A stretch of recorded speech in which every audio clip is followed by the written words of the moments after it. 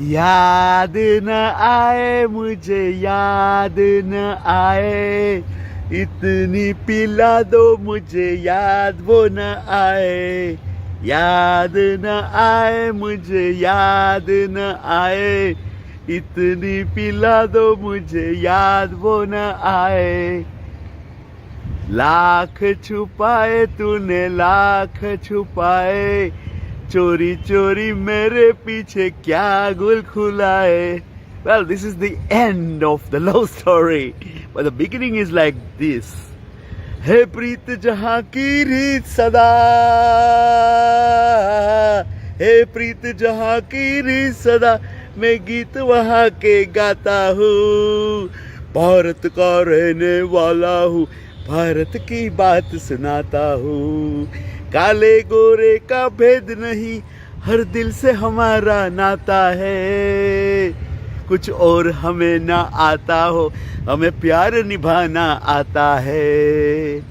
Well, so then it means emotions are our strength, right? Heck no! Emotions are strength if you also use a little bit of your head, because when you are just emotional, people try to exploit you.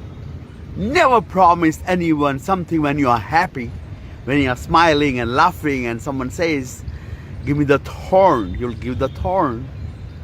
But the thorn that you give will become a thorn, because finally it's going to be someone who will be not only exploiting you for all that you have, intelligence, finances. They'll try to drain out all your relations and try to exploit every relationship that you have. They'll try to exploit each of them, assess them for their benefits. They'll try to assess what finances you have and how they can use it to their advantage. They will try to exploit you in intellectual way. If you know how to write a story, or if you know how to write a poem, they'll take away your name from the poem and write theirs. So that's what happens. They will drain you financially, they'll drain you emotionally, but starts with emotions. Okay? Emotional disturbances that happen afterwards are terrible. But to begin with, emotional exploitation will lead to intellectual exploitation, financial exploitation, and whatever your network that you have, they'll use even that to their advantage. That's what they do. What is this all about? What happens really? If you look at it, Indians are very, very emotional people, and that makes them liable to be eaten up by the sharks all over the world. So all that happens is, first of all, erosion of your self-esteem. What they do is, the tactics that they use are insidious form of abuse, and the abuse begins by criticizing constantly. When someone criticizes you constantly, you tend to lose your self-worth and self-esteem. That is what they aim for. So beware of those who want to exploit you emotionally. Number two, they try to isolate you from your friends and family.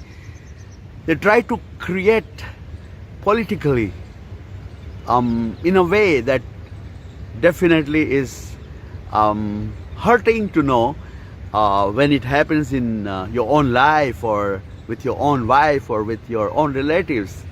Someone tries to just criticize you constantly in front of others. Why?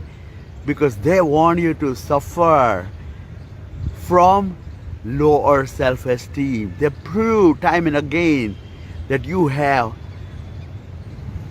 the kind of shortcomings which require to be corrected, and in the process, not guiding but misguiding is what they do. So erosion of self-esteem, isolation. They try to isolate you from your close circle that supports you morally and socially, and in your complete support system is destroyed by them. They try to talk at the back. They can never talk in the front. So वो पीछे से बात करते हैं, right? वो आगे से बात नहीं करते, वो पीछे से बात करते, सबको अपने साथ रखते हैं और सबको एक ही तरीके से यूज करते हैं. That they become their advocates. So they isolate you.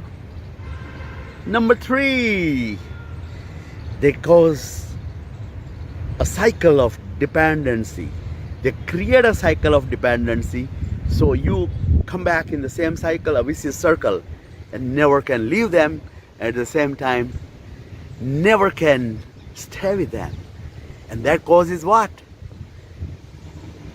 Mental disorders, depression, anxiety,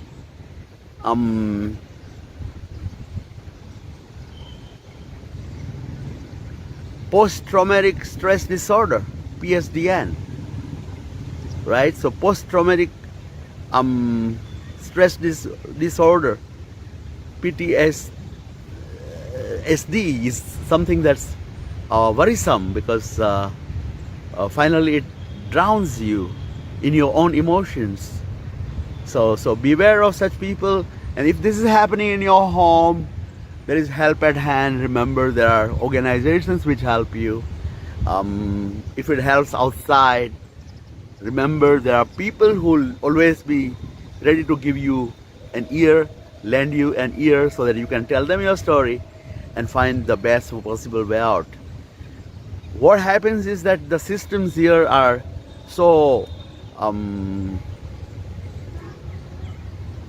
traditionally emotional that everyone falls into the trap. Everyone, big or small.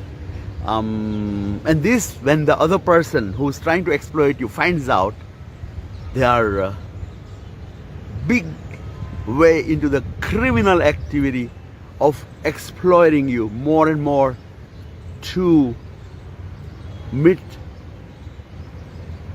their particular goals, and think that that's going to give them a win in the societal life. But what they are collecting is a mass of bad karmas, a mass of pap, and that pap is going to eat them up in the same vicious circle that they created for you. Beware, be nice to everyone, remember to be good, remember never to exploit anyone emotionally, financially, or intellectually, ever. And may God never give you that kind of situation where you to do that. But when it comes to you, fight it head on. Refuse to be cowed down every time you are confronted. Like what is going to be the situation of a daughter-in-law in a home where she's married someone whom she loves so much, and the guy says, please give massage to the feet of my mom, give massage to my daddy's feet, make some chapatis. What is this? You not met some good food. This is not nice. Okay, they make you work in the name of emotions, in the name of the fact that you married the person for love and for social life. They create such situations. What about brothers and sisters and parents? They exploit you too, right? At some point of time. In religious language, in Jainism, they are called lutara. Tara bhai, ben, mata, pita, badha lutara che, because everybody wants something from you. There is nobody who wants nothing from you. Okay, so if you want nothing from someone, then you are the person that I want to meet and hug. Because the person who wants nothing will never emotionally exploit you. So be that person who never wants to exploit emotionally or financially or intellectually. And be close to the Almighty God by being perfect. Cheers, and have a lot of self-worth. Do not be cowed down by all those bullies, and live life king size. Cheers.